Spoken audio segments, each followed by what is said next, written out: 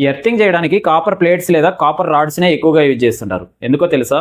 వేరే మెటీరియల్తో కంపేర్ చేసినప్పుడు ఈ కాపర్ యొక్క కండక్టివిటీ అంటే విద్యుత్తును ప్రవహింపజేసే గుణం అనేది కాపర్కి చాలా ఎక్కువగా ఉంటుంది. ఇక కండక్టివిటీ ఎక్కువగా ఉండడమే కాకుండా కరోజన్ రెసిస్టెన్స్ కూడా ఎక్కువగా ఉంటుంది. అంటే తొందరగా తుప్పు పట్టదు.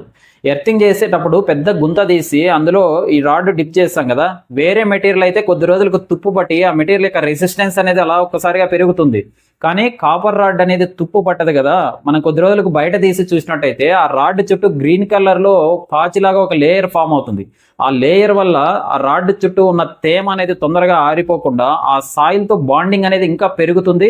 దీనివల్ల ఆ రాడ్ యొక్క కండక్టివిటీ అనేది ఇంకా పెరుగుతుంది. అలాగే వేరే మెటీరియల్ తో కంపేర్ చేస్తే ఈ కాపర్ రాడ్ తో ఎర్తింగ్ చేసినప్పుడు ఆ లైఫ్ స్పాన్ అనేది బాగా ఎక్కువగా ఉంటుంది. కాబట్టి ఎక్కువగా ఈ కాపర్ రాడ్స్ నే ఎర్తింగ్ యూజ్ చేస్తారు. ఇక ఎర్తింగ్ అనేది ఎందుకు చేస్తారు, ఎలా చేస్తారు, ఎర్తింగ్ ఎలా పనిచేస్తుంది వంటి పూర్తి డీటెయిల్స్ గురించి ఒక ఫుల్ లెంత్ వీడియో చేశాను. ఆ వీడియో లింక్ కూడా కింద మెన్షన్ చేశాను. ఇంట్రెస్ట్ ఉన్న వాళ్ళు చెక్ చేయండి.